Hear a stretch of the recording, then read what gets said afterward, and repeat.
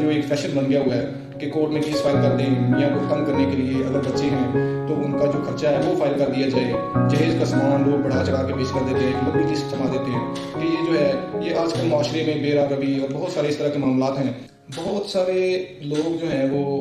یہ کھلا کی جو ڈگری ہے اس کو ایک ہتھیار کے طور پر استعمال کرتے ہیں۔ بہت سے لوگ ہمارے پاس آتے ہیں اور وہ کہتے ہیں جی وہ دیکھیں جی میرا میاں ایسے کرتا ہے، میرے والدین کی بات نہیں مانتا، مجھے خرچہ نہیں دیتا، ایون کہ وہ خرچہ بھی دے رہا ہوتا ہے